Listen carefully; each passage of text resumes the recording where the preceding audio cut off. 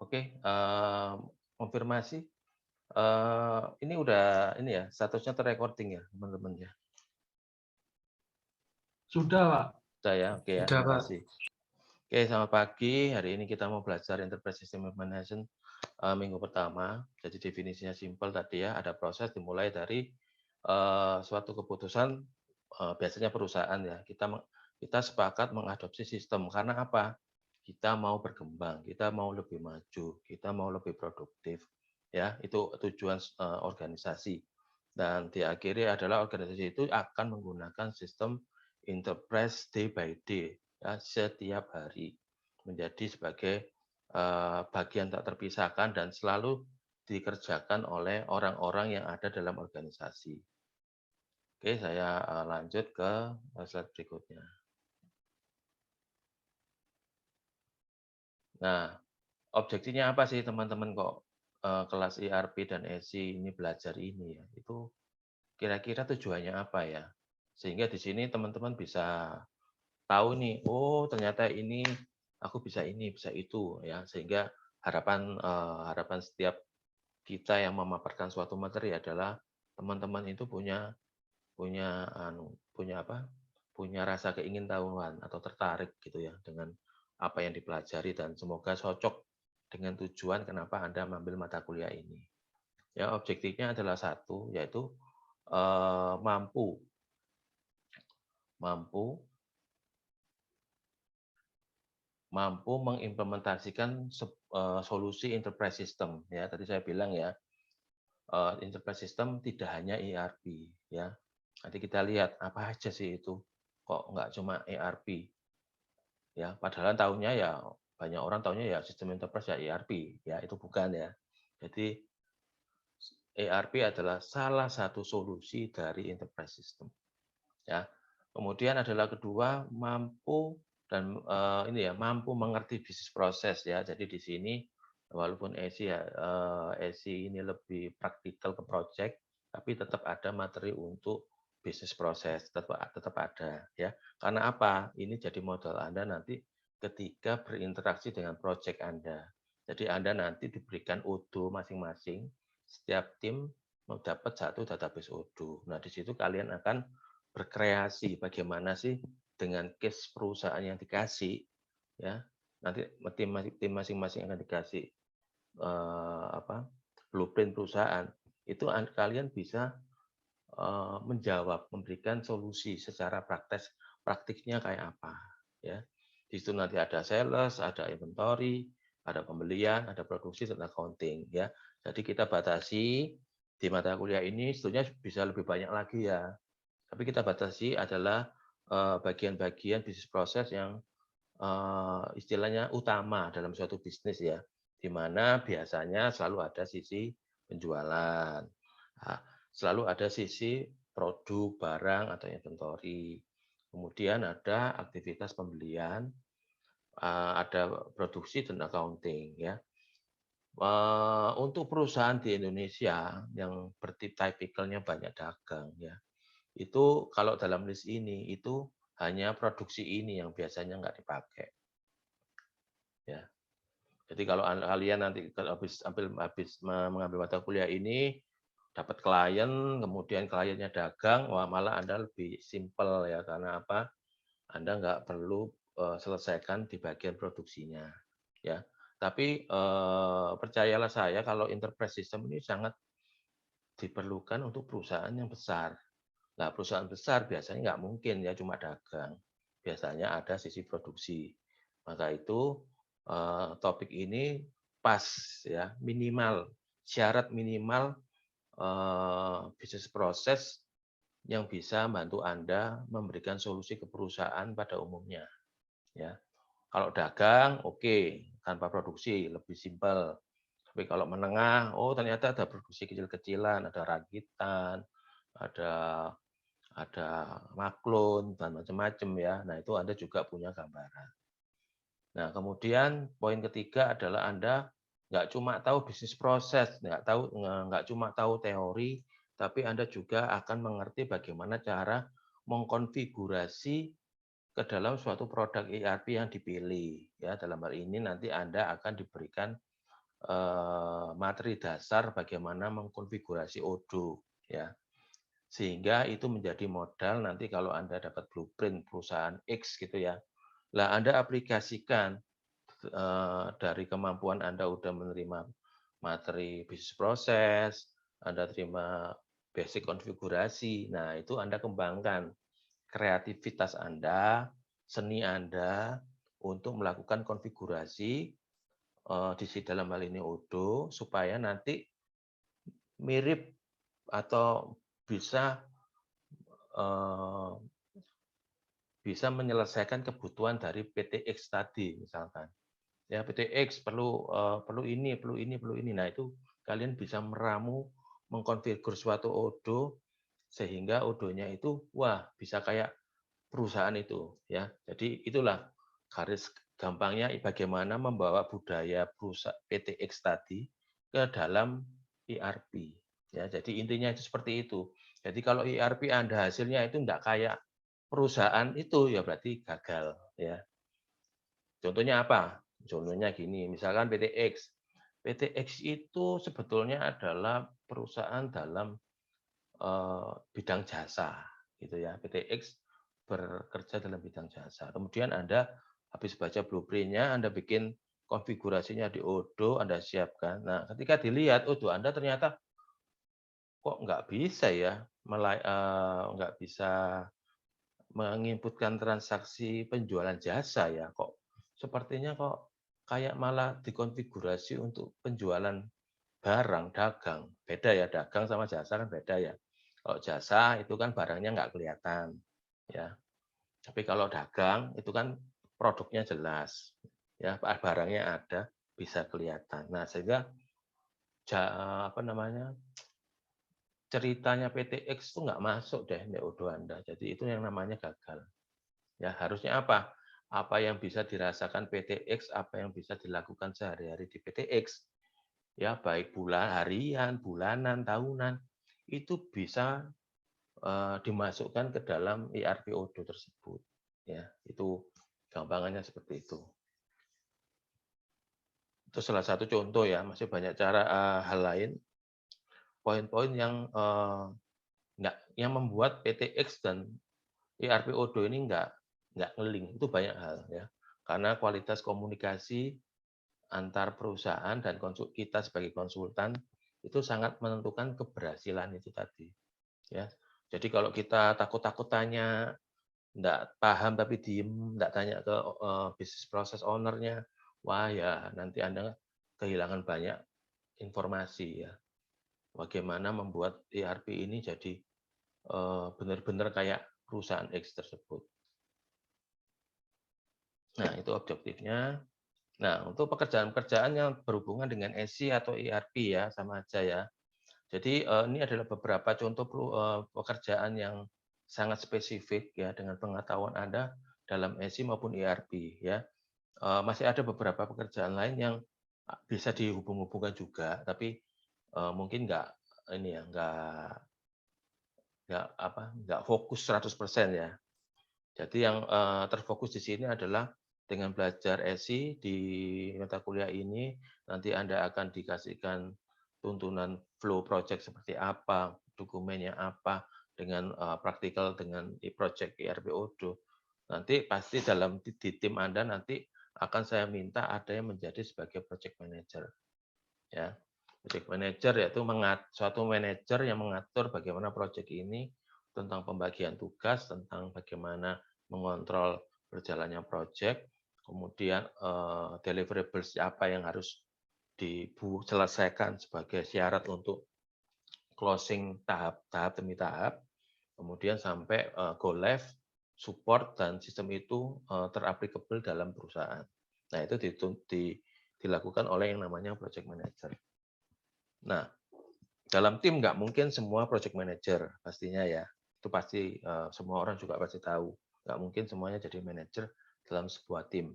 Nah, di implementasi sistem enterprise nanti akan butuh namanya business process expert. Ya, business process expertnya apa? Adalah orang yang sangat expert terhadap business process. Ya, jadi tujuannya apa? Biasanya ini level konsultan ya. Jadi orang yang punya knowledge wide tentang bisnis proses itu, bisa membantu dalam proyek dalam hal apa? Me-re-engineering bisnis proses yang sudah ada, ya. Bisnis proses yang ada misalkan kayak sekarang ini ya, sekarang ini eranya semuanya serba cepat, ya. Semuanya business owner itu, pengennya semua kayak contohnya kayak marketplace yang warna hijau itu, ya, atau misalkan warna orange, "Kok cepet ya? Semuanya kok tik tik tik tik selesai." Nah, tuntutan saat ini adalah seperti itu. Dunia bisnis proses, perusahaan pengennya kayak gitu. Pengen, streamline, pengen cepat, pengen lebih kurus, pengen lebih cepat, pengen lebih responsif ya, seperti itu. Nah, bisnis proses expert harus bisa, me-re-engineering yang lama ini ya, misalkan yang lama ini dari start sampai finish itu sekitar 20 step, 20 langkah ya. Nah, business owner bilang, nggak bisa lah, untuk bersaing kita nggak bisa seperti ini." Apalagi, dunia misalkan saingannya dengan marketplace. Wah, marketplace itu cepat banget ya, untuk satu transaksi aja, bisa hanya diselesaikan dalam 1 menit maksimal. Kita nggak boleh kalah. Nah, business process owner harus bisa re-engineering bisnis proses yang 20 step itu tadi menjadi misalkan bisa ter-reduce separuh ya, menjadi 10 langkah. Nah, itu tugasnya ya.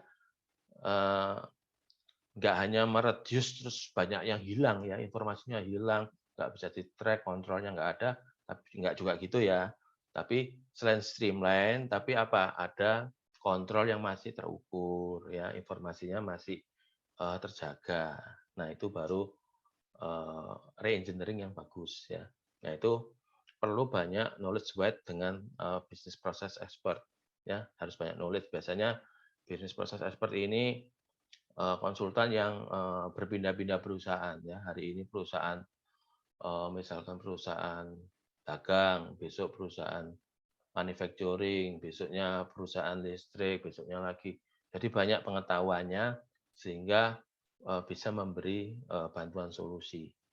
Nah, kemudian enterprise arsitek ini lebih ke, teknikal ya, bagaimana, membuat suatu arsitek dalam perusahaan. Ya, ini mata kuliahnya juga ada ya, Anda juga pasti mungkin sudah ada yang ambil atau, kalau ke depannya mau ngambil, ambil aja ya, ini kekinian soalnya.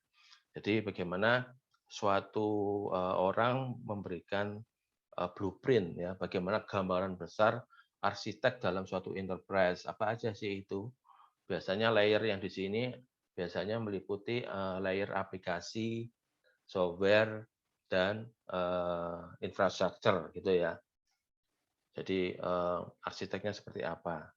Jadi ada software, ada hardware di sini. Nah, itu yang bertanggung jawab, membuat arsitek enterprise saat ini dan to-be-nya kok mau kemana gitu ya. Apakah mau di-cloud-kan semua? Nah, ini tantangan untuk enterprise arsitek ya. Ini suatu waktu, suatu saat di mana kita harus milih enterprise arsiteknya beli server sendiri atau ke depan kita sudah nggak perlu nggak perlu lagi punya hardware terus di-cloud-kan. Terus pertanyaannya mesti, yang terjadi pertanyaan adalah gini kadang-kadang ya, kalau saat sekarang ini ya. Nah, kalau nanti saya outsource-kan ke misalkan ke, eee, ini ya, Amazon apa macam-macam itu ya. Nah, nanti, tim saya bagaimana ya kan, karena kan kalau kita outsource-kan otomatis kan administrasinya sudah di-handle di sisi luar ya. Jadi orang kita ngapain kan gitu ya. Nah, itu pertanyaan-pertanyaan banyak terjadi. Juga terhadap ERP. Oh, pilihannya mau install sendiri atau cloud. Sekarang cloud lebih murah. Tapi nanti kalau di cloud, nanti tim saya bagaimana? Kan kayak gitu ya. Nah, memang ini suatu tantangan ya. Memang business value dalam saat ini itu, benar-benar bersaing. Bagaimana tetap memaksimalkan, services, tapi dalam hal lain, eee, biaya juga ingin selalu ditekan, seperti itu ya. Jadi, future Anda nanti ya ke depan adalah menjadi konsultan, ya semua akan menjadi konsultan. internal support dalam perusahaan itu trennya akan semakin berkurang. Ya, jadi kalau kalian misalkan kayak saya gini, saya internal support di dalam perusahaan A gitu ya. Nah, tim saya ke depan itu nggak akan sebanyak sekarang orangnya, ya. Karena apa? Ya bisa jadi ada suatu arsitek ditransformasikan ke cloud semua. Jadi terbuka ya. Data-data sekarang nggak worry ditaruh di luar gitu ya.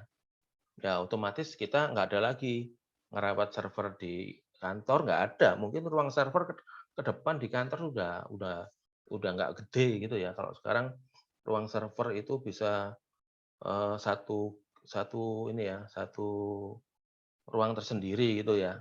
Sudah mikirin polling sistemnya, mikirin sistem electricity-nya, mikirin backup-nya, kemudian kalau ada kebakaran. Nah, itu internal perusahaan yang cover. Ya, nanti kalau udah cloud, wah itu semua udah geser semua ke dalam sisi services provider ya.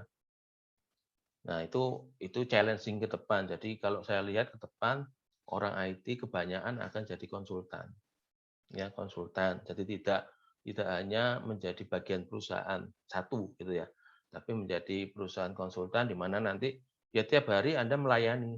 Hari ini melayani PT A, besok PT B, besok lagi PT C, ya seperti itu. Nah, lanjut lagi, kemudian pekerjaan berikutnya adalah fungsional aplikasi konsultan. Jadi ini adalah konsultan yang paling tahu bagaimana meracik antara bisnis proses hasil dari bisnis proses ekspor ya, ada blueprint yang to be-nya seperti apa. To be itu ke depan ya, ke depan mau kemana gitu ya, to be namanya, kalau sering dikatakan to be. Nah itu dia bisa meracik menjadi suatu produk ya, apakah produk nanti produknya SAP kah, atau misalkan Microsoft Dynamics kah, atau misalkan Oracle NetSuite kah, atau sampai Odoo kah, atau sampai open source lah. Nah itu fungsional aplikasi konsultan biasanya spesifik. Ya, ada yang saya bisa modul ini untuk produk SAP misalkan. Mau nggak kerjaan produk lain? Waduh maaf saya nggak begitu ahli gitu ya. Ada juga fungsional modul material management, jago konsultannya di produk apa, misalkan Microsoft Dynamics. Mau nggak kalau dengan SAP? Wah nggak bisa, saya nggak spesialis. Nah seperti itu ya. Jadi fungsional application consultant ini mulai spesifik produk. Ya, jadi produk ERP-nya apa? Ya. Nah, ini menyambung tadi saya bilang kalau kita eh, apa ya? Kalau memang mampu, ya kalau mampu nggak ada salahnya Anda menguasai beberapa ERP, ya nggak harus terkotak ya di oh ya misalkan oh number one ya saya ikut yang number one aja deh ERP number one. Nah itu bebas sih. Cuma kalau saya pribadi saya mengajak kita itu apa ya minimal dua lah minimal dua produk ERP yang Anda kuasai. Misalkan saya misalkan ya ini misal oh saya juga mampu di fungsional sales produk produk SAP. Tapi saya juga bisa modul sales untuk produk Odoo. Nah, seperti itu. Ya, nanti fungsional ini orang yang mengkonfigurasi ya menjadi barang jadi dalam produk ERP, apakah itu mahir di modul sales, apakah mahir di modul material management, ataukah mahir dalam production atau dalam finance accounting ya seperti itu. Kemudian terakhir ada technical consultant, jadi ini urusannya dengan technical ya, jadi bisa jadi programmingnya, bisa jadi instalasi infrastrukturnya, instalasi hardware server. Ya jadi kalau kita contoh aja ya dari technical dari ERP yang number one sampai Odoo misalnya gitu. Sekarang ERP itu menawarkan cloud gitu ya, menawarkan cloud. Jadi nggak ada yang wah saya cuma bisa cloud aja, enggak. Semuanya hibrid, tergantung konsumen ya. Tapi lebih direspon diarahkan ke cloud ya. Jadi dengan iming-iming mungkin harga lebih murah. Nah, Untuk technical consultant adalah, seperti itu ya. Jadi kalau kalau pas ketemu produk ERP yang number one, waduh itu requirement-nya banyak sekali ya. Jadi, server harus speknya seperti ini, OS-nya harus, versi Enterprise Edition ya, core-nya berapa, CPU core-nya berapa, RAM berapa, susunan, storage-nya kayak apa. Wah, itu kompleks itu ya, kompleks ya, teknologi terbaru biasanya di-apply di sini. Jadi, eee, ERP number one pastinya bulet ya, perlu perlu, apa, requirement technical consultant yang tinggi ya. Kalau dibanding Odoo, Odoo terakhirnya sudah cloud semua ya. Malah sorry kalau Odoo itu, cloud semua nggak ada ya on premise ya. On premise itu pakai server sendiri ya, itu nggak ada sekarang, nggak in. Di di Odoo semuanya cloud ya. Nah, nanti kalian juga mendapatkan akun resmi dari Odoo. Jadi semua berbasis cloud, jadi Anda nggak nginstall. Ya, kalau dulu-dulu saya ERP masih sempat tuh teman-teman saya kasih, installer Odoo, Anda install masing-masing di PC, masing-masing gitu ya. Terus susah susah bekerja sama karena apa? "Aku bantu kamu caranya bagaimana?" Wah gitu ya. Kan satu tim ada beberapa orang. Nah, nggak semua orang bisa men-setup,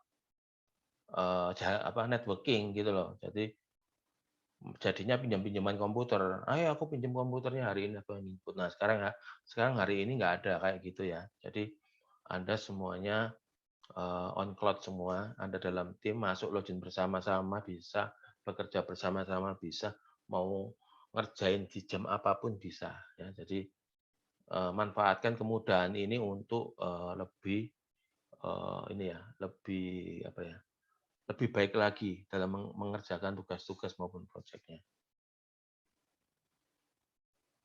Nah, ini, salah satu, referensi dan cara penilaian ya. Jadi untuk buku langsung aja, bukunya ini sebetulnya, lebih tepat kita belajar dari metodologi produk ya.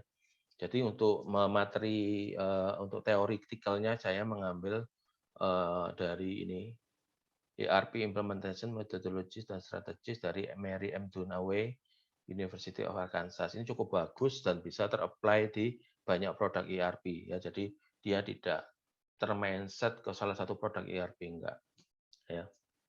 Kemudian, spesifik ke produk, karena produknya nanti kita pakai Odoo on cloud, maka kita melihat, bagaimana sih metodologi standar metodologi yang dipakai oleh Odoo ya. Jadi kelak kalau Anda bergabung dengan, konsultan Odoo, perusahaan Anda udah Anda nggak asing gitu, Anda udah punya, "Oh saya pernah tahu nih, hal-hal kayak gini." Nah itu Anda sudah siap ya.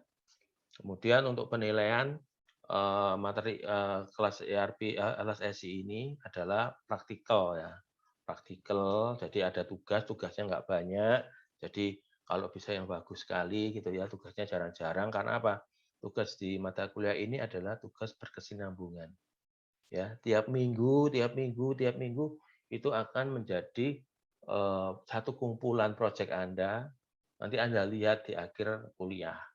Oh, berarti aku selama berminggu-minggu ini mengerjakan ini. Jadi tugasnya ini, berantai gitu ya, berantai ke dalam satu tujuan. Ya, jadi bukan tugas yang sepotong, enggak. Jadi tugasnya ini dicicil, jadi kayak, project yang dicicil gitu ya.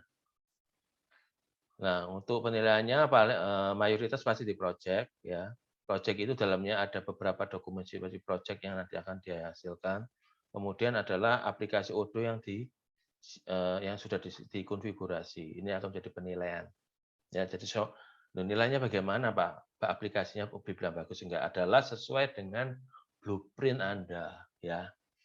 Kalau ya tadi saya bilang ya harus sejiwa antara kasus dengan solusi produk ERP-nya ini harus sejiwa, harus, istilahnya menjadi solusi. Nah itu nilainya di situ. Kalau kalau tadi contoh yang barusan saya bilang, oh perusahaannya jualan jasa tapi odoo jualan barang, nah itu udah kacau ya pasti ya penilaiannya. Nah, dan yang tidak kalah penting untuk nilai individu, karena nilainya pasti kelihatannya ini kan, oh nilainya ini lebih arah ke project oriented gitu ya. Nilainya tim, roto gitu ya, rata dalam satu tim. Nah, untuk pembeda adalah nilai partisipasi di kelas ya. Jadi partisipasi kelasnya ada nilai individu yang mungkin menyelamatkan diri Anda kalau misalkan tim Anda tidak maksimal ya, project Anda tidak maksimal. Lah, bagaimana supaya nilai saya sedikit bagus, maka Anda harus berpartisipasi di kelas. Contohnya apa? Ketika ada sesi pertanyaan, Anda memberikan pertanyaan yang related dengan topik, gitu ya. Seperti itu. Kemudian atau bisa lagi malah ada saya memberikan pertanyaan, misalkan Anda bisa menjawab dengan baik. Nah, seperti itu simple. Oke, sampai slide ini ada mau ditanyakan, silakan.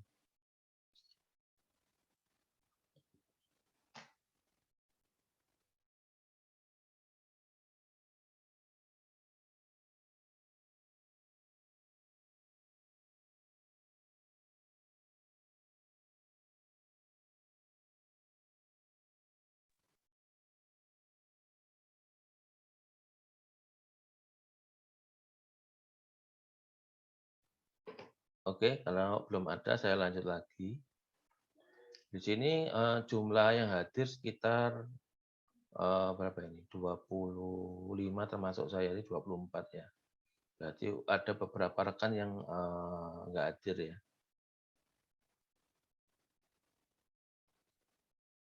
Oh, pas ya, sorry. KPA ini 24 orang, ya betul semua hadir ya. Oke, terima kasih untuk semangat dari minggu pertamanya ya. Minggu pertama ini biasanya minggu-minggu yang indah ya, jadi semuanya pada masuk gitu ya. Nah, saya harapkan semangatnya ini tetap bertahan ya, karena ya kalau menurut statistik ini biasanya yang masuk full itu biasanya cuma minggu pertama dan minggu terakhir ya. Jadi minggu pertama ini minggu yang bagaimana gitu ya, jadi semua yang masuk, kemudian masuk minggu kedua, tiga, seterusnya sampai mendekati minggu terakhir sudah mulai agak layu gitu ya. Nanti minggu terakhir, wah masuk semua, seperti itu ya. Jadi ya harapan saya bisa ini ya, bisa ini ya, bisa apa? Bisa menjaga kualitas kehadirannya dan kualitas komunikasi dalam mata kuliah ini ya.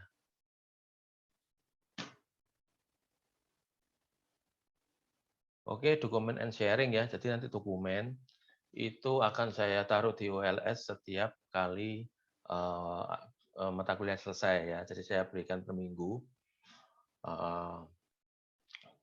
per 2 minggu mungkin ya, supaya ada kalau ada yang bisa mau mempelajari lebih bisa ada bahan gitu ya. Kemudian untuk media sharing, ini saya putus dulu ya, saya akan share full screen.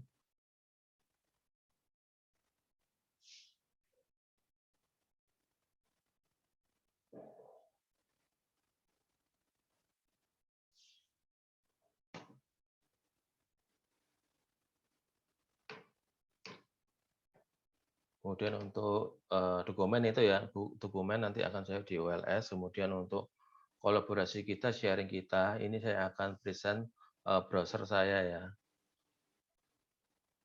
Oke, apakah sudah lihat tampilan browser saya? Sudah, Pak. Sudah, Pak. Ya, terima kasih.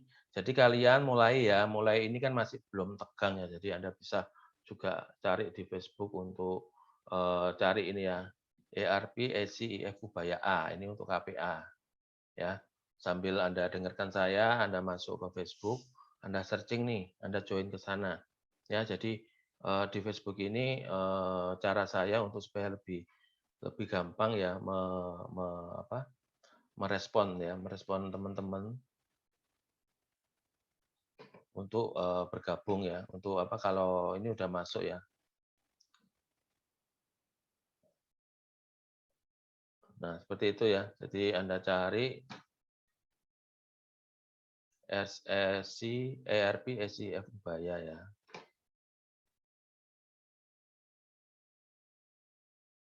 Di situ nanti, pertanyaan, apa, tugas, supaya yang lain juga bisa ngikutin ya. Pasti bisa sama-sama bisa dilihat di ini, di apa, di Facebook ini. Jadi saya juga tidak menjelaskan berkali-kali ya. Kalau pertanyaannya sama, ya bisa dilihat langsung di ini, di forum ya.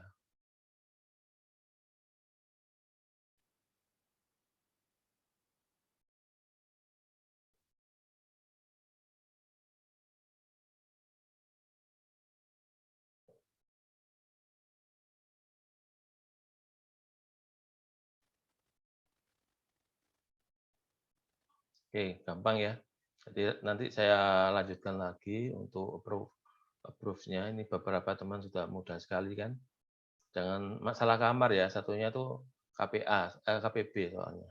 Ya itu ya. Kemudian, yang saya juga mau sampaikan adalah ini saya bagi share link ya. Share link ke dalam, WA, saya chat ya, ke semua ya. Ini gunanya apa ya? Jadi ini digunakan saya media untuk melihat kondisi kalian ya, kesehatan kalian. Jadi ada 2 hal di Google Sheet ini ya. Jadi Anda pertama, Anda lihat di sini ini adalah, teman-teman dari semua, campuran ya, ERP dan SI untuk KPA. Nah, di sini sudah saya siapkan bahwa dalam kelompok ini nanti kita akan bagi dalam 4 kelompok ya, 4 kelompok. Sebentar ya, saya cek ini orangnya berapa. Orangnya 24 ya. 24 kalau 4 kelompok berarti sekitar ada 6 ya.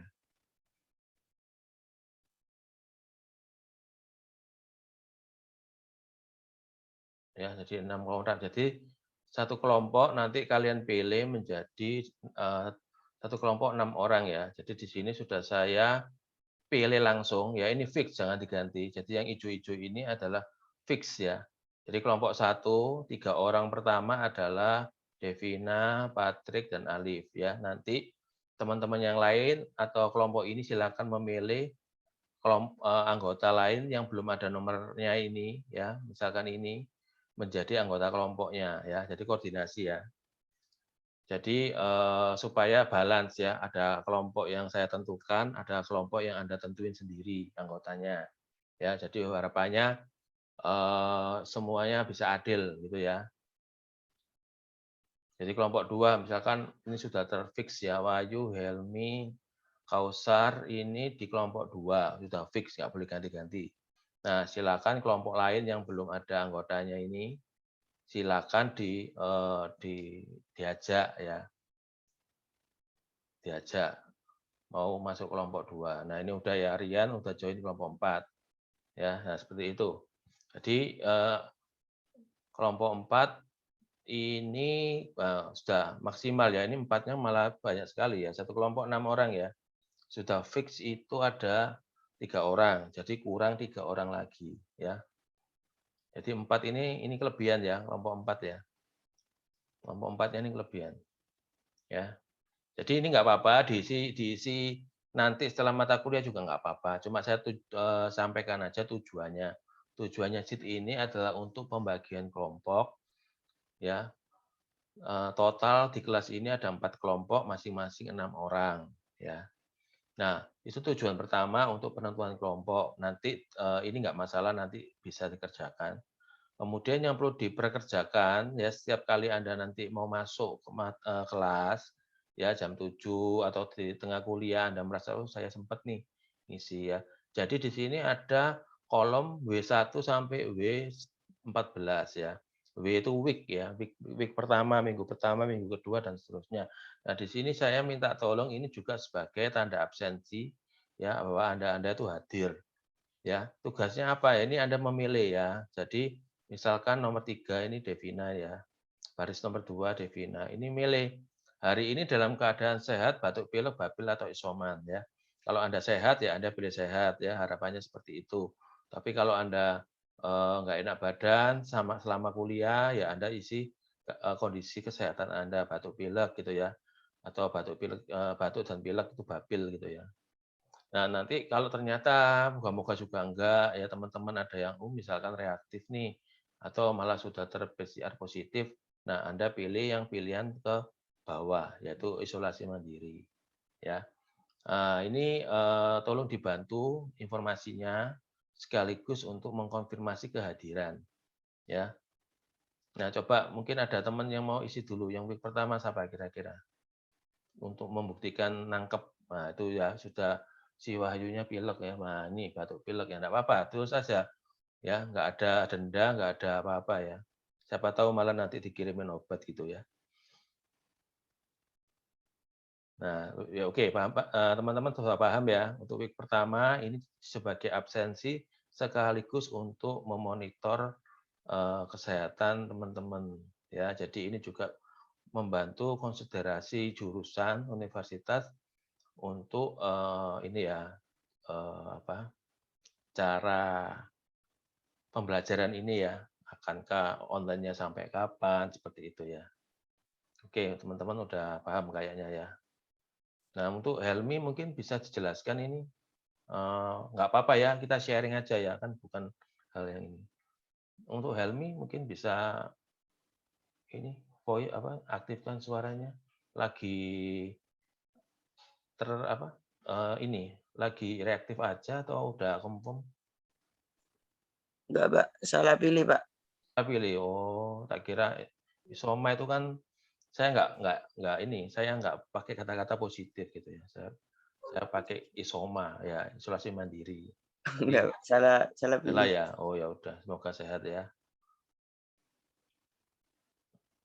Jadi teman-teman jujur aja nggak apa-apa ya. Jadi kalau misalkan memang sedang isolasi mandiri, pilih aja nggak masalah ya. Ini informasi digunakan untuk kebijakan pembelajaran ya. Jadi nggak usah wah takut, wah aku isoma nanti malu, jangan ya.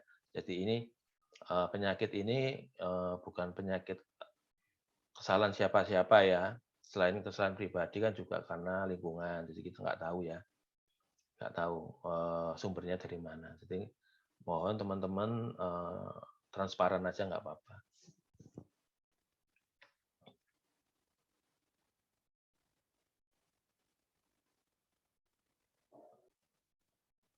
Oke itu ya. Jadi nanti setiap minggu teman-teman nggak saya suruh lagi.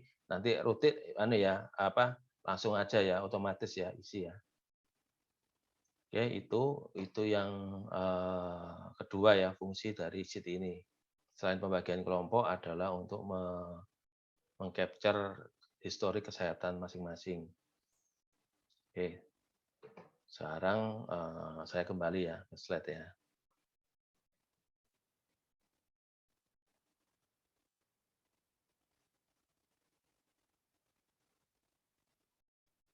Oke, dokumen sharing.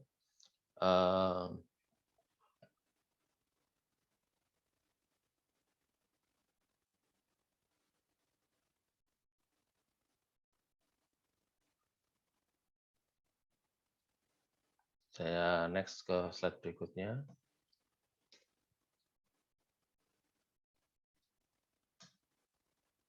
Ya, karena udah mendekati jam 8, mungkin kita ini ya, kita rehat sejenak ya 5 menit ya, kalau mau ada yang ke belakang atau mau mengambil sesuatu kita rehat sejenak.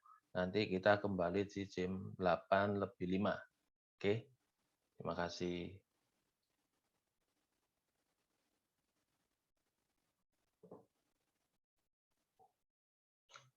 Oke, berikut timeline ya. Timeline kita minggu demi minggu ya. Ini bersifat tentatif mengikuti eh, tanggal perkuliahan ya. Jadi secara umum 13 minggu adalah seperti ini ya. Jadi pertama ya di minggu ini ya. Jadi kalau Anda lihat minggu pertama kita introduction SI itu apa? Ya, ini mulai mempelajari aplikasi SI. Kemudian nanti di minggu pertama ini kita udah tugas ya untuk minggu depan. Jadi Anda diminta untuk menganalisa fitur aplikasi SI ya. Di sini dalam case ini Odoo. Jadi target Anda sebentar ini akan, harus sudah fix ya kelompoknya siapa aja. Satu kelompok, berapa orang tadi ya? 6 orang ya kalau nggak salah ya. Kemudian minggu kedua kita akan masuk ke fase implementasi. Ya nanti, praktiknya adalah nanti kita akan, minggu itu nanti akan dibagikan, dokumen blueprint ya, di perusahaan apa aja yang udah saya bagi nanti ke masing-masing tim, satu, topik ya, satu topik perusahaan. Kemudian juga untuk tugasnya nanti Anda diberikan template untuk project charter dan, file Microsoft Project ya. Jadi Anda bikin template-nya seperti apa. Nah nanti, di kolom fase proyek ini menjelaskan, ini ya, tahapan, globalnya ya. Berarti pada minggu kedua nanti kita tuh kalau di dunia project sebenarnya itu kita masuk ke fase project kick off ya. Jadi kalau Anda nanti dengar project kick off, nah itu Anda sudah tahu dokumennya apa sih. Dokumennya adalah project charter ya dan project schedule. Minimal 2 ini yang penting ya. Tapi dalam dunia nyata memang ada beberapa dokumen lain ya. Tapi ini 2 ini sudah paling harus bersifatnya mandatori ada. Jadi ketika project kick off, tahap namanya project kick off, untuk meng-close project kick off itu harus ada 2 dokumen ini yang dihasilkan, ya. Dokumen project charter dan, dokumen, project schedule. Nah, kemudian fase minggu ketiga nanti kita akan masuk ke sales blueprint, ya. Jadi kita nanti ngomong sedikit bisnis proses, sales itu kayak apa ya, nanti, nanti akan disampaikan ya, terkait bisnis proses. Kemudian nanti, minggu keempat, ya ini minggu ketiga sampai minggu ke-10 ini kita masuk ke tahapan proyek namanya Analysis and Development and Validation ya, jadi gabung ya. Jadi isinya harusnya paralel ya, jadi sales, supply chain, finansial ini jalannya paralel ya, tapi karena ini materi pembelajaran kita step by step, jadi secara serial ya. Jadi kita masuk sales blueprint dulu, isi sesinya ini adalah menjelaskan bisnis proses secara umum, kemudian nanti minggu keempat kita ngomong, basic setting di Odoo itu apa aja yang perlu dikerjakan, disiapkan, sekaligus Anda juga mulai apa, mengupdate bisnis blueprint. Jadi bisnis blueprint yang nanti diberikan itu tidak serta-merta Anda kerjakan, plek ya. Anda harus, baca dulu, terus kemudian Anda bikin ulang ya. Anda perbaiki bagian-bagian mana yang mungkin kayaknya salah ini, itu Anda perbaiki. Jadi Anda update lagi menurut versi Anda, ya, yang nanti akan jadi dasar untuk pembuatan Odoo-nya. Ya, jadi Odoo-nya nanti akan di-compare dengan blueprint hasil update-an Anda, ya. Nah, kemudian minggu kelima masuk ke workshop untuk aplikasi sales. Jadi kalau ada omongan workshop, berarti ini kita masuk ke aplikasi, ya.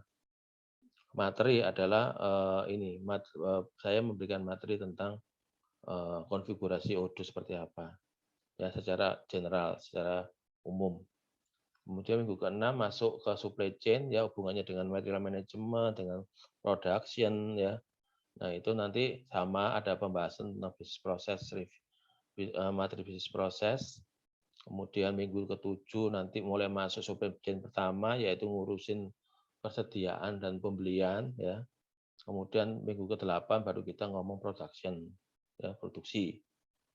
Nah, di minggu 9 masuk ke finansial, materi bisnis proses, kemudian lanjut ke 10 untuk tentang materi konfigurasi dan workshop ya di aplikasi Odoo-nya. Kemudian 11, 12 nanti adalah bedanya apa sih workshop key user, yang 11 itu levelnya untuk key user. Ya, key user itu orang yang istilahnya perwakilan perusahaan yang dipilih untuk menjadi ini ya, orang-orang yang pinter yang bisa kita tanya-tanyai itu key user ya. Nah, itu nanti kita workshop dengan key user, kita menjalankan satu cycle transaksi ya yang meliputi sales, meliputi pembelian, meliputi produksi, meliputi finance finance ya. Nah, nanti kita tes di sana, kita workshop latihan latihan menjalankan, Odoo kita, apakah sukses atau enggak, ya. Kalau sukses key user-nya approve, maka kita lanjut ke end user. Kita akan ulangi sekali lagi kegiatan tadi untuk level end user. Nah, harapannya 11 dan 12 kalau di dunia nyata itu masuk level ini ya, key user training dan ini. Harapannya adalah apa? Ada dokumen namanya user acceptance test. Nanti akan diberikan juga formatnya. Harapannya apa? Dokumen ini key user approve, confirm bahwa pekerjaan konsultan atau konfigurasi sudah oke, bisa diterima, approve, lanjut ke user acceptance test untuk level key user, end user juga approve. Nah, itu berarti bendera baik ya. Berarti apa? Siklus pekerjaan proyek ini 90% sudah benar, sudah tepat sasaran ya. Minggu terakhir nanti kita akan demokan UAS ya. Nanti semua kelompok akan maju. Ya, itu bagian dari kalau di dunia nyatanya adalah tahapan namanya go live and continuous improvement. Jadi di mana suatu titik perusahaan itu sudah beralih dari sistem lama sekarang menggunakan sistem baru. Ya, nanti untuk UAS semua dokumen dikumpulkan ya menjadi satu kesatuan dari awal minggu sampai minggu terakhir. Nah, seperti itu. Ya, oleh sebab itu saya bilang kalau tugasnya ESI ini eh, berkelanjutan gitu ya. Jadi enggak sepotong-sepotong, nanti itu akan jadi satu bundling eh, tugas terakhir seperti itu. Oke, untuk timeline ada pertanyaan dari rekan-rekan?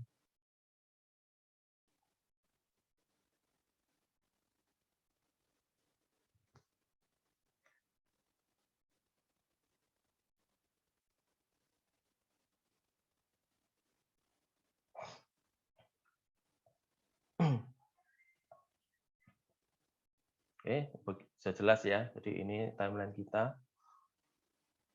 Saya next slide. Nah, ini ya. Jadi kita masih di sini. Kita sedang menuju fase project. Jadi kalau secara umum ya, tahapan project di Asia atau ERP juga, itu kita ada beberapa tahapan besar. Secara umum semuanya mengadopsi ini, yaitu ada kita di sini ya, ada project kick off, di mana project kick off itu akan bisa di-close dan pindah ke next fase jika kita ngomongnya ini deliverables ya, deliverables-nya udah selesai, dukungan project charter-nya ada, rencana kerjanya dalam rencana kerja project-nya ada, nah itu bisa di-close, maka kita baru bisa ke next step. Next step-nya adalah analisa ya, analisa berarti bagaimana menganalisa kebutuhan perusahaan ini apa aja ya. Kita ngomong non teknis pokoknya business process owner ngomong apa kita catat, kita analisa ya. Nah, tahapan analisa bisa move on ke development validation jika apa? Blueprint-nya ini udah jelas ya. Dalam business requirement-nya udah jelas. Jadi ini ada di nama dokumennya blueprint. Di sini dokumen blueprint Anda nggak buat, nanti Anda udah dikasih, tugas Anda tinggal mengoreksi atau memperbaiki. Ya. Kemudian kalau sudah business requirement dalam dokumen blueprint-nya udah selesai, anggap aja gini ya, kalau perusahaan besar itu nggak bisa semuanya pasti akan dirangkum dalam satu saat ya. Jadi paling enggak target 100% semua bisnis proses tercapture itu biasanya nggak gampang ya. Ya, jadi supaya supaya agak rasional kalau kita nggak bisa ngomong 100%, paling enggak itu ya 95% dari bisnis proses utama itu sudah terekam, sudah tercatat. Kalau enggak, wah nanti rame di fase-fase berikutnya. Banyak temuan, banyak hal baru. Nah ini itu yang bikin dinamika project ini menjadi berwarna ya, penuh dengan adanya perselisihan atau adanya ketidakpuasan. Itu biasanya dimulai ya. Jadi ketika di project kick off dan analisis itu biasanya masih damai ya. Karena kalau ada susulan masih bisa diperbaiki, bisa ditampung gitu ya. Tapi kalau sudah mulai masuk tahapan development, training, ada temuan baru, wah itu biasanya rame, ya. Ramenya apa? Apakah kita harus mundur ke tahapan analisis atau kita ya udah itu solusinya temporary atau ya dikasih solusi cepat gitu ya, nggak bisa bongkar-bongkar lagi dokumen yang sebelum-sebelumnya, ya seperti itu ya. Jadi usahakan biasanya kalau, nggak bisa 100% ya memang nggak mungkin lah 100% itu. Paling enggak, ada tujuan, target 90%, 95% dari bisnis proses utama itu udah kerekam ya. Jadi biasanya untuk analisis diperlukan, bisnis proses expert ya, yang supel, yang punya gaya komunikasi yang baik, bisa mengajak orang lain itu untuk cerita, ya. Kalau bisnis prosesnya konsultannya nggak bisa ngajak orang lain cerita, itu biasanya, tanda-tanda kalau project ini akan gagal, ya. Jadi bisa dilihat. Jadi Anda bisa kalau saya punya indikator cepat itu, kalau sampai dianalisis bisnis konsultannya ini nggak bisa menarik orang untuk banyak ngomong, banyak cerita soal bisnis proses perusahaan, nah itu biasanya wassalam, ya. Jadi bisa dilihat dari situ. Nah, kalau dari analisis sudah bisnis blueprint-nya udah digedok, semuanya udah approval, maka masuk ke dalam ini ya, development dan validation ya, sesuai dengan dasarnya blueprint. Ya, jadi nanti hasilnya adalah, ini ya, bisnis blueprint ya, sorry ini tadi kebalik ya, ini bisnis requirement, ini yang blueprint. Ya, blueprint termasuk sudah development, dikembangkan jadi produk. Jadi di sini hasil akhir dari development and validation ini, selain dokumen blueprint yang sudah dipakai ya, dikerjakan, itu adalah produknya. Produknya udah kelihatan. Ya, produk ERP-O2 yang dikonfigurasi udah kelihatan hasilnya. Sehingga bisa dilanjut ke tahapan berikutnya, yaitu mulai transisi ke pemakai, yaitu training, baik melalui, user acceptance test ya, di level key user dulu, kemudian lanjut ke level user. Nah, ketika sampai training ini udah terang benderang hijau semua, lampu hijau, maka bisa ditentukan suatu hari keramat untuk menyatakan bahwa perusahaan siap go live, ya. Jadi kalau Anda mungkin, beberapa kali lihat browsing, ya kan kelihatan, go live SAP, ya karena SAP kan number one, jadi punya kebanggaan suatu perusahaan bisa menjalankan SAP ya. Go live SAP tanggal 1 Januari tahun sekian, wah itu langsung ya, ada yang dibikinkan banner, ada yang di depan perusahaan dikasih, ini ya, spanduk apa, "Selamat, sudah go live tanggal ini menggunakan SAP," kayak gitu ya. Nah, itu berarti masuk ke tahap ini, ya, go live dan terus secara berkesinambungan tetap melakukan proses improvement, tetap ya. Go live nggak berhenti. Habis go live, sudah stabil, ada koreksi sedikit-sedikit nggak masalah. Next-nya adalah mencari hal-hal lagi yang bisa dimaksimalkan atau diperbaiki ke depannya. Seperti itu. Nah, ini ya, ini contohnya project charter kayak gini ya. Jadi Anda tinggal isi, ikuti format contohnya, nanti kalian bikin sendiri sesuai konteks, ininya, konteks perusahaannya apa ya. Jadi ini adalah, dokumen pertama ya, dalam suatu project. Jadi project charter itu ada penjelasan tentang, perusahaan, tentang Anda, tentang tim Anda, organisasinya kayak apa, nanti Anda lihat. Nggak sulit kok, kan sudah ada contohnya, tinggal ngikutin. Nah, Microsoft Project-nya seperti ini ya, isinya tentang rutinitas pekerjaan, yang harus Anda lakukan. Ini bisa diedit, dimodifikasi sesuai kebutuhan, tapi ini ada contohnya, ada template-nya. Tinggal Anda sesuaikan ya. Lebih bagus lagi kalau memang Anda bisa meng-assign orang, resource-nya Anda siapa ke dalam file ini. Ya, misalkan tim Anda ada A, B, C, D, E gitu, F gitu ya. Nah, nanti Anda assign kerjaan ini yang di-assign ke user A, pekerjaan ini di-assign user B dan seterusnya. Nah, ini akan juga diberikan dan Anda sesuaikan dengan kebutuhan Anda. Nah, untuk bagian analisa business requirement itu nanti adalah bagian cerita. Ya, perusahaan ini mempunyai produk apa, bergerak dalam bidang apa, menghasilkan apa, tantangannya apa, permasalahannya apa, yaitu business requirement. Ya, namanya kebutuhan bisnis. Ya, nanti ini Anda bisa lihat di contoh blueprint yang kita berikan.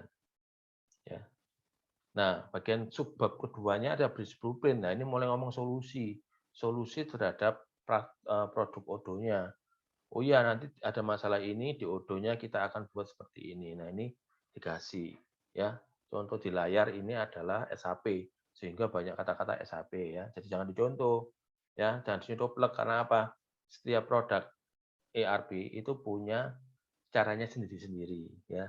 Jadi nggak perlu dicontoh, tinggal Anda sesuaikan dengan materi-materi yang nanti diberikan ya. Bagaimana konfigurasi odonya sehingga Anda bisa tahu oh ya harusnya kalau sales organisasinya di Odoo kayak gini, yaitu itu nanti Anda masukkan.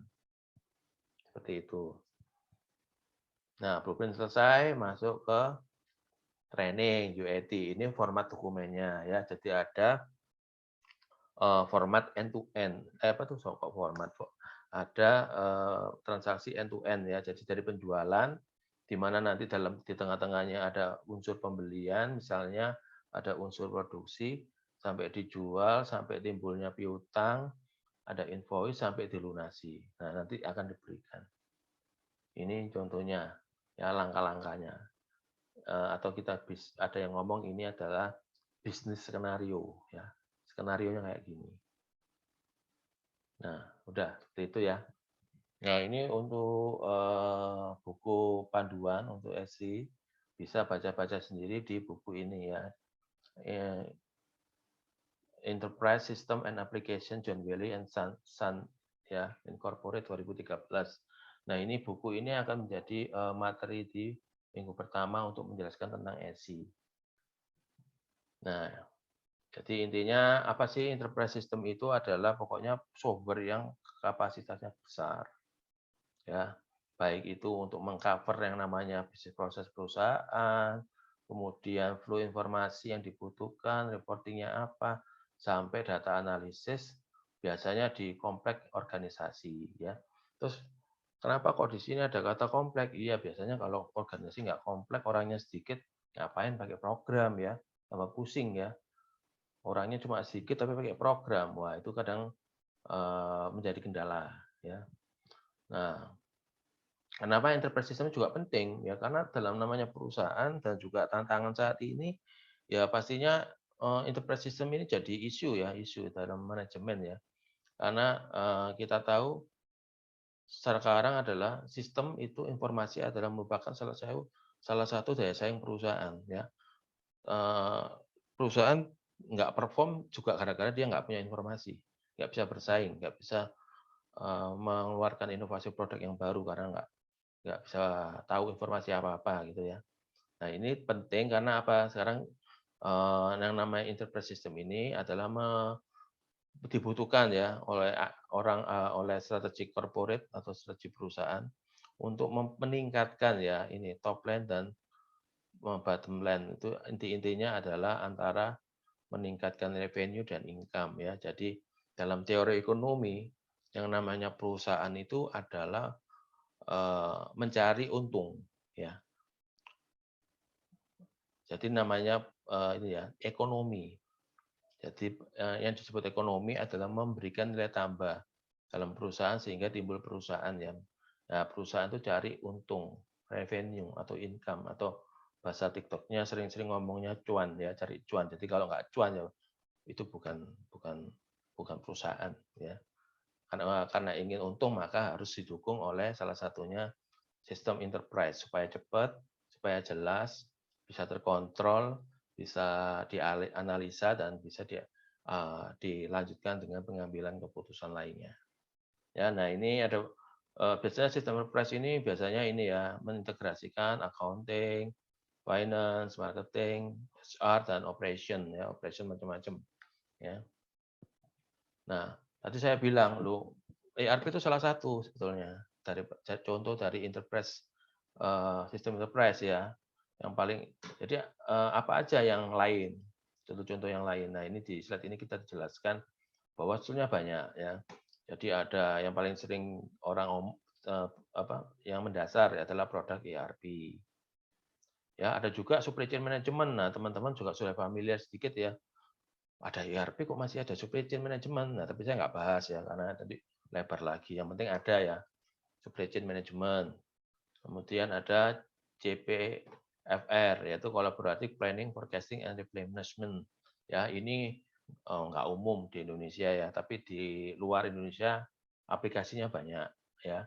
Dan yang saya tahu di sini di Indonesia biasanya level-level perusahaan asing aja yang PMA yang ada di Indonesia yang mengaplikasikan sistem ini ya, collaborative planning. Nanti kita lihat contohnya.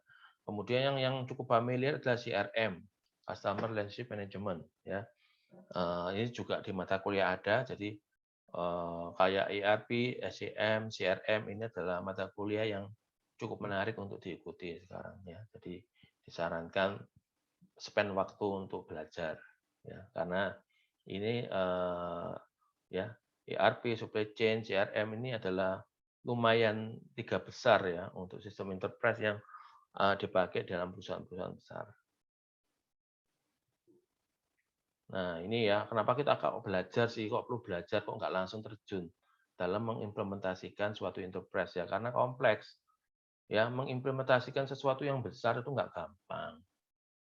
Ya, jadi kalau mau supaya punya pengalaman yang cukup baik adalah Anda belajar dari perusahaan yang kecil, ya, jangan langsung perusahaan yang besar. Belajar menambah kepercayaan diri, mulailah dari yang sederhana, misalkan yang nggak ada produksi. Nah, itu Anda kerjakan. Itu bisa menambah fondasi ya, fondasi kalian untuk proyek-proyek yang akan datang. Kenapa kompleks? Ya, kalau betulan diimplementasikan di perusahaan besar, bisnis prosesnya banyak, ya pasti memakan waktu ya. Makan waktu yang cukup lama, ya kemudian tergantung perusahaan konsultan yang dilibatkan, kemudian ada vendor, vendor software atau apa ya, atau sampai ada reseller nilai tambah ya, misalkan. Nah, itu masing-masing itu masing-masing kalau kayak perusahaan konsultan itu kita bisa ngomong sebagai konsultan firm atau ini ya value added reseller. Jadi tugasnya adalah mereka itu memiliki jasa ya, ya memiliki jasa untuk apa? Mengimplementasikan software agar bekerja ke dalam suatu perusahaan. Ya, sehingga dan dia juga pasti memberikan konsultan-konsultan yang kualitasnya cukup baik ya. Nah, tapi perlu diingat kenapa kok kita harus tahu selain konsultan untuk implementasi juga melibatkan orang dalam, orang perusahaan ya. Jadi Anda kalau misalkan juga sebagai kebetulan bekerja sebagai bagian dari perusahaan, Anda harus tahu supaya apa? Anda tidak hanya diatur oleh konsultan, tapi Anda juga yang lebih mengenal perusahaan, Anda bisa tahu, kayaknya gitu nggak akan jalan deh, yang standar normal-normal itu nggak akan jalan. Nah, itu Anda harus bisa memberi masukan ke konsultan, ya. Kalau perusahaan ini ada keunikan, nah itu Anda harus bisa sampaikan. Ya, kemudian kompleksitas, wah ini ya, jadi kalau perusahaannya kompleks, bisnis prosesnya kompleks, nah itu biasanya menantang ya, menantang untuk diimplementasikan enterprise system ya. Karena itu sangat penting banget untuk memilih perusahaan konsultan yang tepat sesuai dengan ekspektasi ya. Jadi kalau saya tadi bilang jangan asal kasih solusi, jangan asal kasih produk, nanti bisa overkill, underkill, akhirnya malah nggak jalan ya. Cari yang seimbang gitu ya. Kedua ya, dari ini juga. Jadi juga kedua adalah memilih konsultan yang seperti apa, ya harusnya sesuai gitu ya. Kalau misalkan perusahaannya ruwet, bisnis prosesnya banyak, ya jangan cari perusahaan konsultan yang belum banyak pengalaman ya, cari yang namanya udah besar, cari yang sudah berpengalaman dengan biaya yang cukup tinggi ya. Jadi harus menyesuaikan. Kalau enggak, apa, nanti resikonya apa? Resiko ke depannya adalah proyeknya enggak jalan, ya. Nah ini, mengapa orang, beberapa perusahaan dari waktu lalu memigrasikan ke enterprise system, kok enggak mungkin ada teman-teman dengar, oh anu ya, apa, in-house software ya, jadi bikin program sendiri, ya itu sudah nggak umum ya, ya nggak musim gitu. Jadi beberapa perusahaan besar tuh sudah nggak mau nunggu internal programmer yang bikin program tuh nggak mau. Jadi mereka mending beli, ya mending beli kemudian disesuaikan dengan kebutuhan perusahaan, ya. Karena apa? Ya ini, ya untuk memaintain legacy system itu cost-nya tinggi, ya. Jadi program-program in-house ya yang versi versi DOS, versi tulisan teks itu udah ketinggalan zaman. Ya, performanya udah nggak dapat, kalau mau cari resource-nya juga susah, ya. Tapi kalau sekarang coba cari resource yang bisa Android programming, wah banyak sekarang ya. Coba coba cari yang bisa bahasa Pascal, lah itu udah agak susah. Ya, untuk program-program lama itu agak susah sekarang. Kemudian decrease in business value ya. Jadi perubahan teknologi ini kan akan mempengaruhi ya business value dari legacy system sehingga ya nggak bisa diapa-apain gitu ya. Padahal bisnis sekarang tuntutannya adalah integrasi ya, integrasi dengan internet. Lah kalau programnya udah nggak support ya pasti business value-nya nggak bisa meningkat ya, tidak bisa adaptable. Bank-bank sudah banyak fitur virtual account, kemudian automatic reconciliation, tapi software-nya kita nggak mampu ya, sehingga apa peluang ini hilang. Sehingga kita bisa sebutkan decrease in business value ya, banyak business value yang tidak bisa ditangkap dan diaplikasikan. Kemudian kurang fleksibel ya jelas ya, karena lama ya teknologinya udah mati, nggak berkembang ya. Jadi ya mau nggak mau ya harus selalu ada proses upgrading ya, meningkatkan penyesuaian teknologi karena apa? Teknologi ini tambah lama tambah pesat, bukan tambah lama tambah pelan ya. Dulu aja waktu saya masih banyak belajar itu 5 tahun sekali 5 tahun sekali itu sudah apa ya, sudah mutlak kalau kita harus refresh refresh ilmu kita. Nah, kalau sekarang ini, waduh, dalam setiap tahun itu ya selalu ada pendatang baru, kompetisi, ya. Bahasa pemrograman aja sekarang ini kompetisi. Ada ini, ada Flutter, ada Kotlin, ada native Android Studio. Wah, ini semuanya saling bersaing ya. Sehingga hal selalu baru. Jadi kita sendiri dituntut untuk menjadi ini ya fast learning gitu seperti ya. Karena perubahannya cepat banget gitu loh. Dan kita dituntutkan dihadapkan dengan tuntutan yang banyak ya. Sehingga kita harus pintar milih, harus pintar memprioritaskan yang mana, harus pintar juga cepat belajar ya. Jadi walaupun nggak berpengalaman tapi nggak bukan sama sekali nggak tahu. Seperti itu ya. Nah, integration barrier tadi sudah saya jelaskan ya, program jadul yang nggak bisa integrasi ya. Padahal sekarang ini tuntutannya adalah integrasi. Sudah banyak API yang di-open ya, bank, uang digital semuanya API-nya open, tapi kita nggak bisa. Nah, kemudian lack of staff ya, jadi orang-orang yang memegang aplikasi lama udah nggak jarang sekarang. Cari orangnya juga sulit gitu ya. Jadi lack of staff, jadi susah cari orang-orang zaman lalu ya. Kemudian sekarang ada cloud, wah cloud lebih menarik lagi karena cloud ini menantang karena dengan biayanya yang lebih murah di depan ya. Jadi menarik.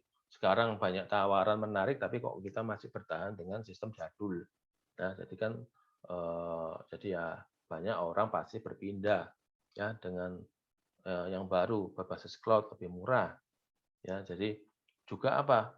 Cloud ini juga bisa membuat perusahaan itu nggak usah mikir-mikir lagi sama upgrade. Ya, semua itu selama selama kita masih aktif membayar membayar biaya bulanan atau tahunan dalam suatu produk ERP cloud, itu kita upgrade gratis, nggak usah ngupgrade sendiri, ya. Kalau yang legacy kita harus ngupgrade sendiri, upgrade server sendiri. Nah, kalau sekarang sangat mudah, ya. Nah, tantangannya untuk implementasi ya, tadi kita udah dikit-dikit cerita untuk tantangannya apa. Nah, eee, ini tantangan beberapa tantangan terbesar ya ketika mengimplementasikan suatu enterprise system adalah dalam hal, ini ya, manajemen proses dan perubahan ya. Jadi, ternyata nggak semudah itu implementasi ya. Ada 2 hal, terkait proses dan perubahan. Perubahan ini juga terkait orang ya, orang mau berubah apa enggak, gitu ya. Jadi intinya harus berubah. Jadi, pertama adalah dibutuhkan bisnis proses redesign ya. Kalau kalau, hal yang baru ini tidak membuat simpel, tidak membuat otomatis, ya itu namanya juga kurang kurang ini ya, kurang maksimal. Istilahnya sekalian ganti baju ya semuanya diperbaiki gitu ya. Kemudian tentang perubahan dengan sistem enterprise ya harus ada perubahan dari bagaimana orang itu bekerja ya. Dari hal manual atau hal yang semi manual sekarang harus bergaya dengan enterprise system ya yang kekinian, yang integrasi dengan email, integrasi dengan WA, integrasi dengan sosial media lah itu manusia harus berubah. Ya, bagaimana bekerjanya juga dan juga tentang sistem operasionalnya akan berubah. Ya, harus bisa mengakomodasi untuk proses yang baru. Ya, ini integrasi ya dengan banyak sistem ini tantangan juga ya. Karena apa? Nggak mungkin ya kita dalam satu saat bisa mengganti semua sistem, ya. Paling enggak kita memprioritaskan mana sistem yang harus diganti, misalkan sistem yang eee, lebih ini ya, lebih melibatkan banyak orang ya, misalkan operasionalnya diganti. Nah, tapi tantangannya kan nggak semua dalam satu brand ya. Bisa jadi nanti HR-nya udah jalan sistem ini, sistem sendiri. Ya, nah itu kan harus diintegrasikan. Makanya challenge dalam implementasi salah satunya adalah nggak cuma ngomong soal enterprise system kita yang baru ini, tapi juga bagaimana kita menggandeng sistem-sistem lain yang memang masih dipakai saat ini, tidak digantikan. Nah, itu harus kita bikinkan integrasi, ya, integration.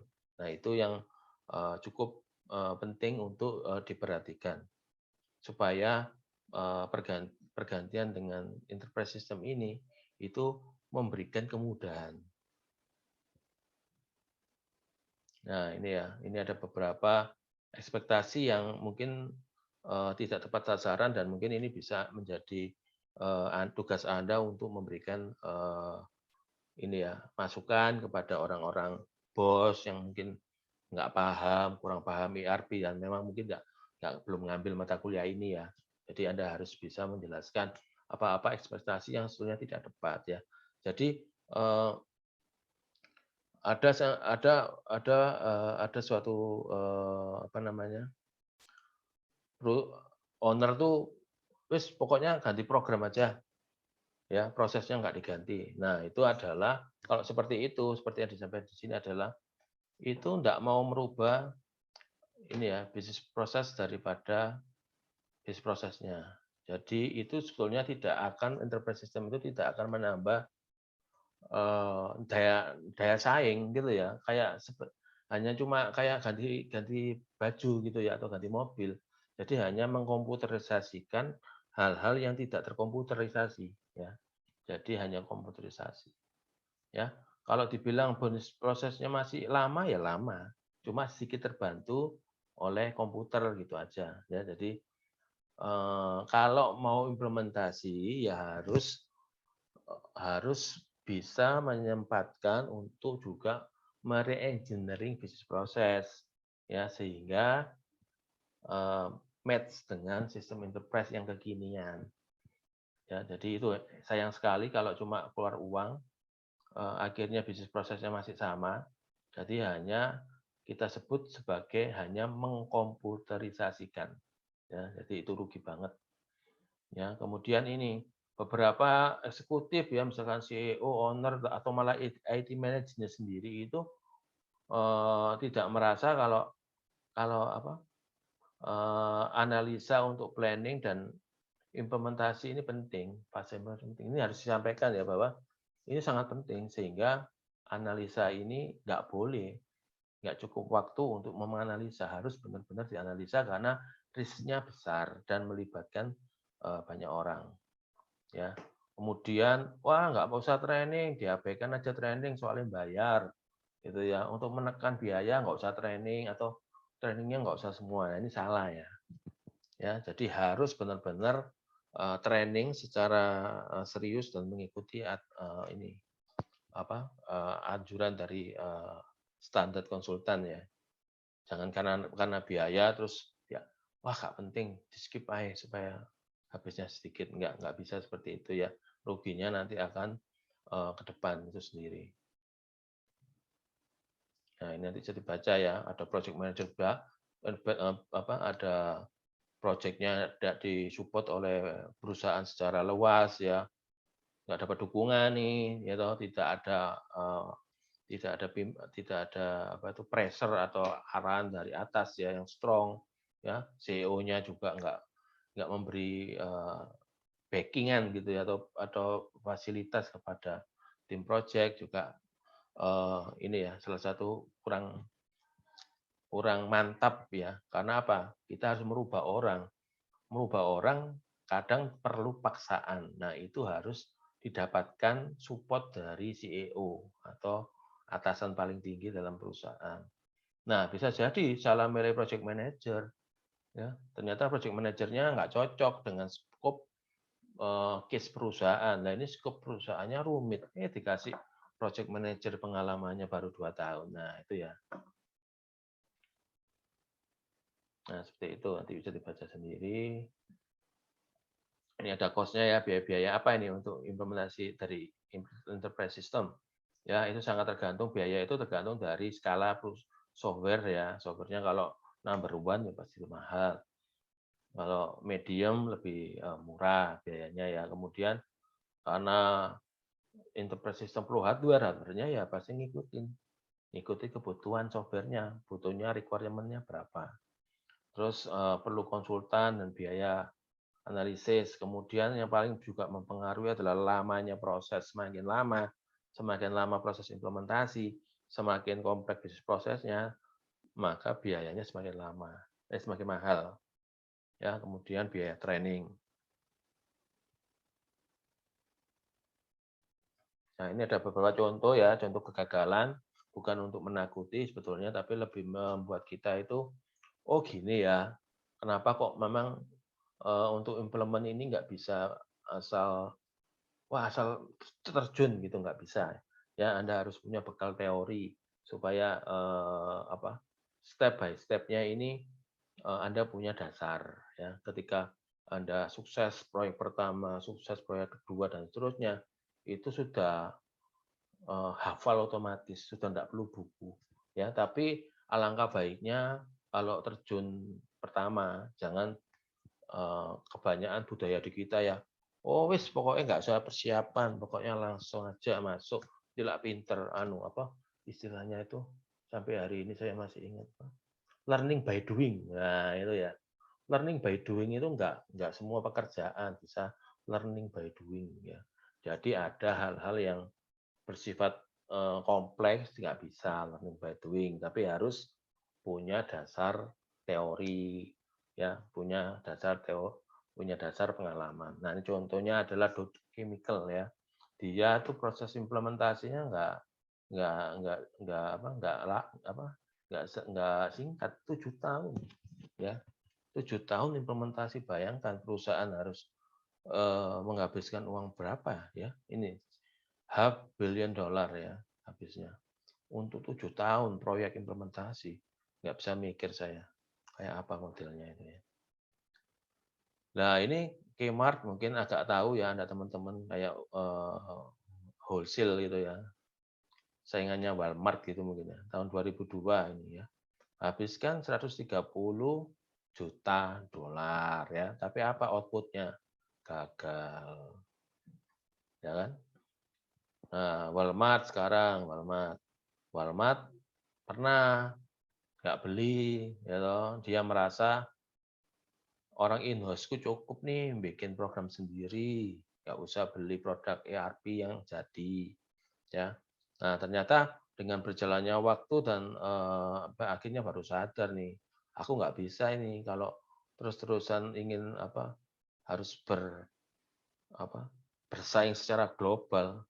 Salah satu strateginya adalah aku harus ini, harus punya teknologi yang nomor satu ya. Jadi di 2007, Walmart itu mengimplementasikan SAP Finansial ya. Jadi kalau Anda lihat sekarang Walmart ya hari ini ya, terutama sebelum pandemi ya, wah itu Walmart itu rajanya Mart di Amerika itu ya. Nah ini ada juga Hershey ini ya, ya toh, spend-nya 3 tahun menghabiskan 115 juta dolar ya.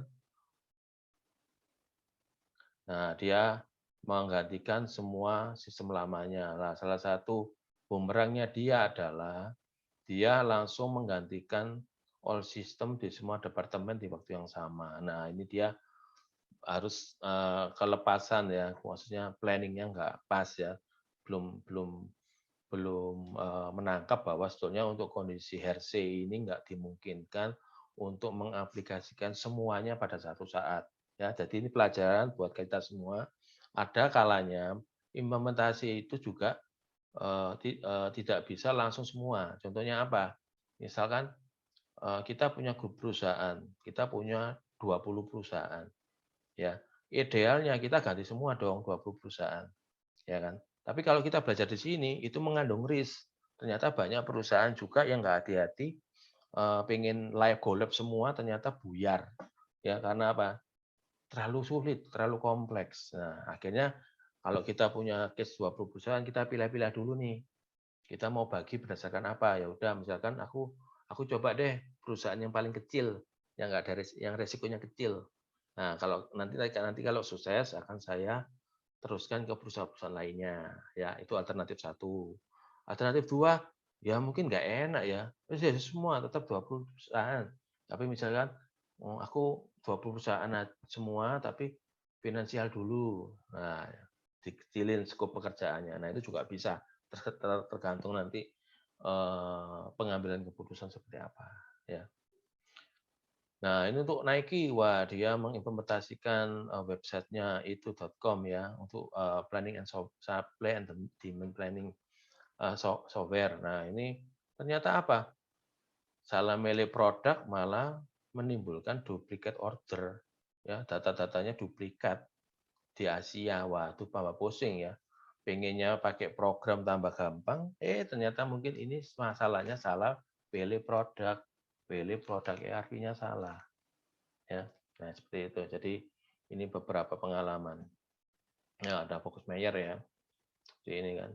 Nah, ini Fox Mayer ini malah setelah menggunakan ERP di awal malah dia malah ini, apa namanya, malah bagusan sistem yang lama, kalau nggak salah ya ini ya. Fox Mayer proses 425.000 baris invoice per hari di software yang lama. Malah dengan ERP baru malah dibatasi sampai 10.000 invoice line per day. Nah, ini juga jangan sampai ya.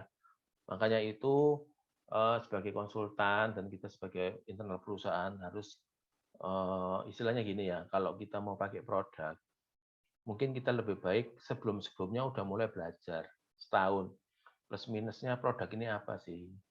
Ya, jadi ketika Anda beli itu Anda nggak cuma makan iklan ya, makan bahasanya salesnya, nah itu bahaya, ya. Ini contohnya seperti Fox Mayer. Andai kata dia sudah tahu kalau sebelumnya produk ini hanya mampunya 10.000, pasti dia nggak mau milih solusi itu, ya. Mungkin dia, milih solusi yang number one in the world tadi ya, yang sudah, terjamin ya. Nggak coba-coba dengan, produk ERP yang mungkin belum terkenal. Nah, ini ya ERP ya, beberapa komponennya ya. Jadi ada human resource, ada finance, supply chain, ya. Nanti kita belajar ini ya. Jadi ERP ini kenapa penting? Karena ERP ini sebetulnya menguasai operation dalam perusahaan, ya. Sehingga tadi saya bilang biasanya ERP ini diaplikasikan pertama kali. Ya gara-gara ini, karena dia mencakup semuanya, ngeprint surat jalan, ngeprint invoice, menerima pembayaran, cetak bukti macam-macam. Itu tugasnya ERP. Ya, sehingga kenapa ERP ini diaplikasikan terlebih dahulu. Ya. Nah, ini adalah beberapa masukan ya.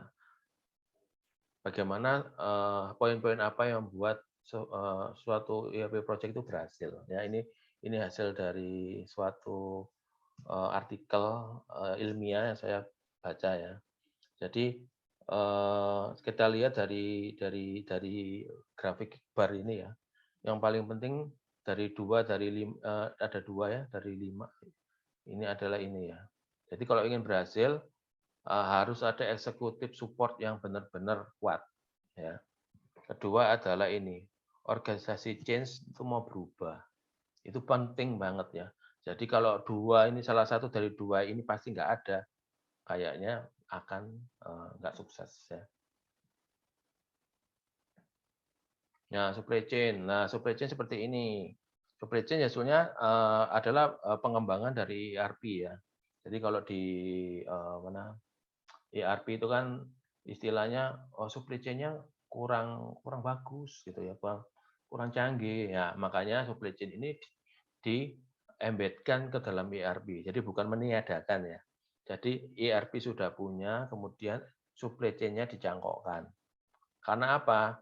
Biasanya kalau kita fokus ERP itu biasanya kita kurang fungsi-fungsi ya pada waktu itu ya. Pada waktu itu ERP kurang ada interaksi keluar, integrasi keluar. Ya, jadi semuanya baik sisi supply chain dari sisi kita ya. Jadi yang kolaborasi dengan vendor itu nggak ada. Nah, itu menjadi ruang masuknya supply chain ini supaya ERP perusahaan itu bisa lebih dekat dengan vendor, lebih cepat, lebih intens, lebih sharing informasi. Ya. Nah, ini ya, ini contohnya kita di sini. Ya. Dulu kalau ERP ini mandek ini putus sampai sini aja udah. Kalau mau kontak-kontakan sama supplier ya by phone, by WA, by email, by apa gitu ya. Nah, dengan supply chain ini dibongkar ya. Ini saya hapus ya. Atau saya coret gini ya. Nah, dengan supply chain ini dihilangkan ini boundary sini. Jadi apa? Ada integrasi untuk lebih cepat dengan supplier, komunikasi lebih cepat. Barang kita hampir negatif, langsung bisa trigger otomatis ke supplier, supplier langsung bisa follow up. Ya oke, akan kita kirim berapa. Jadi ini lebih lebih apa ya? Lebih kuat feature kolaborasi dengan supplier, supply chain ini ya. Jadi kontaknya lebih banyak ke pembelian material, ya kan. Kemudian distribusi, recycling atau disposal. Jadi kolaborasi jadi kalau saya gampangnya supply chain itu sebetulnya apa sih? Menambah fitur dalam ERP supaya ERP atau perusahaan itu bisa berkolaborasi lebih cepat dengan supplier. Ada sharing informasi, jadi lebih terbuka. Ya, jadi kalau ERP kan tertutup, ya kan? Yang bisa nginput ya saya sendiri, yang bisa membaca ya saya sendiri. Nah, dengan supply chain ada sebagian informasi yang dibuka ke supplier. Contohnya apa ya tadi, safety stock kita, barang kita ada yang kurang, itu mulai kita share ke supplier. Jadi supplier itu bisa proaktif ya. Proaktif ngirim gitu, nggak nunggu kita telepon atau apa, dia bisa cepat ngirim ya. Jadi itu fungsi supply chain. Nah, kalau collaborative planning replacement ini kita jarang di Indonesia tapi ada ya.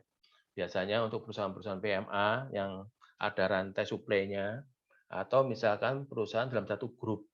Ya, misalkan ada dalam satu grup perusahaan A ya, dia ada perusahaan perusahaan hulu ke hilir gitu ya.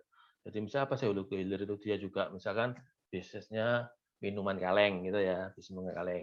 Dia punya perusahaan pembuatan kaleng sendiri. Dia punya perusahaan pengisian minuman kaleng sendiri. Nah, antara perusahaan pembuatan kaleng dengan pengisian ini punya sistem yang namanya CPFR, Collaborative Planning, Forecasting, dan Replacement. Artinya apa? Ini mirip-mirip kayak supply chain. Jadi membagi informasi supaya perencanaan, forecasting, planning, dan kebutuhan itu di-sharing ke sisi hulunya.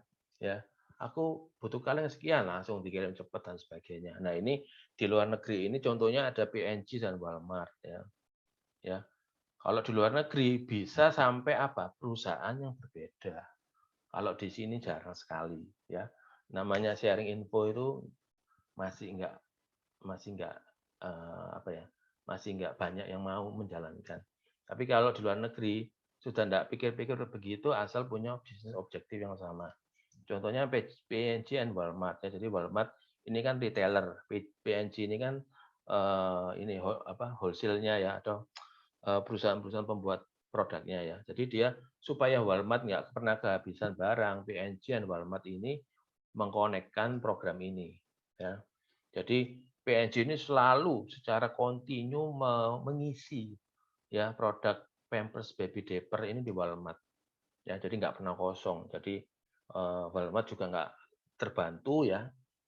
Dia mengurangi aktivitasnya tapi PNG-nya yang proaktif nih bantuin ini. Ngirim, yang ngirim, mau habis dikirim. Jadi enak. Jadi mengurangi load pekerjaan dari Walmart. Ya, jadi kita ngomongnya adalah continuous replenishment. Jadi ini hampir mirip dengan supply chain, tapi ini lebih akrab lagi. Ya, supply chain management ini lebih akrab lagi. Nah, ini contohnya ya. Antara Walmart ya. Jadi dia menggunakan sistem yang kurang lebih seperti ini. Jadi bisa apa namanya? Bisa terkoneksi ya dengan para vendor, misalkan BNG, untuk mengadakan auto replacement terhadap produk-produk yang dijual di Walmart. Ini jarang sih, saya lihat jarang dipakai di Indonesia. Tapi ada ya, tapi ada beberapa yang mengaplikasikannya. Nah, customer relationship management ini apa sih gunanya? Ini kalau tadi supply chain ya untuk menambah feature dari ERP di bagian supply chain-nya. Kalau ini dari CRM ini menambah fitur ERP di dalam bidang sales-nya atau hubungannya dengan customer. Ya, kalau kita tahu ERP tadi kan tertutup ya, maintain data customer kita sendiri, yang tahu datanya juga kita sendiri. Nah, sekarang dengan CRM ini dibuka sedikit, di-share ya, di-share lebih luas lagi ke customer ya, dan juga manajemen datanya lebih lengkap ke customer. Ya, jadi tujuannya apa? Kalau supply chain kan supaya continuous replacement salah satunya, supaya barang nggak kekurangan dan semakin berkolaborasi dengan supplier. Nah, kalau CRM berkolaborasinya dengan customer. Ya, jadi supaya apa? Dengan proaktifnya kita ke customer itu customer itu bisa loyal ya. Bisa lebih loyal dan tujuannya ya memberikan profit yang lebih besar terhadap perusahaan ya. Kemudian mengurangi friksi kepada customer. Kita tahu sekarang customer itu nggak ada yang loyal sebetulnya ya. Gampang ditarik ke toko lain, toko sebelah. Nah, CRM ini vital saat ini diperlukan supaya apa? Kita retain customer, mempertahankan customer. Caranya apa? Ya harus memberikan layanan yang lebih, layanan service yang lebih ya. Jadi kalau dia lihat di sini fitur-fiturnya ada email integration, mungkin selamat ulang tahun ya. Kemudian ada promo seperti ini, kemudian di story-nya customer lebih baik, tahu nanti keluarganya itu berapa, berkeluarganya berapa, anaknya berapa. Nah, itu bisa benar-benar mencoba memberi layanan yang pribadi ke dalam customer. Ya, sehingga apa? Tidak gampang tergoda ke toko sebelah. Ya, contohnya udah banyak ya, kayak bank. Bank itu mengaplikasikan CRM untuk mempertahankan nasabahnya. Ya, karena semua bank menawarkan produk-produk terus yang kompetitif. Nah, ini harus benar-benar membuat nasabah ini sebagai keluarga, sehingga nggak gampang pindah. Ya caranya apa? Biasanya memberi kado ulang tahun ya untuk nasabah premium dikirimi kue tar, kue ulang tahun. Nanti keluarga yang ada yang meninggal diberikan bunga duka cita. Nah, itu hal-hal yang akhirnya membuat orang itu secara psikologi, kalau kalau lebih murah dikit ya aku tetap deh sama sama yang ini, ngapain aku pindah gitu ya. Kecuali, wah gratis ya mungkin baru dia pindah toko sebelah gitu ya. Nah ini cara-cara yang difungsikan kenapa kok menggunakan CRM ya. Ujung-ujungnya adalah juga untuk menarik customer baru ya, untuk meng-upsell. Upsell itu apa? Upsell itu ya menjual produk-produk yang lebih mahal, lebih bagus ya. Jadi orang cari A, kita bisa approach untuk beli yang B aja. B itu A++. Nah, misalkan kayak gitu. Atau cross sell misalkan ya, beli ini juga produk lain yang komplement gitu ya. Misalkan kalau sekarang nih banyak orang cari obat, ya selain obat ini sama beli obat ini digabung akan lebih bagus. Nah itu cross sell ya. Kemudian zaman sekarang sudah tidak musim ya advertising pakai slog, pandu, pakai TV, ya mengurangi inefisiensi untuk advertising yang nggak berguna ya. Jadi ya CRM yang kekinian sudah masuk ke sosial media, berinteraksi, fitur-fiturnya ada, mungkin ke TikTok kah, atau ke YouTube kah, ya macam-macam. Jadi ini transformasi dunia advertising sudah berbeda. Nah, itulah hari ini ya. Materi kita hari ini. Sebelum saya tutup, mungkin ada pertanyaan dari rekan mahasiswa, silakan.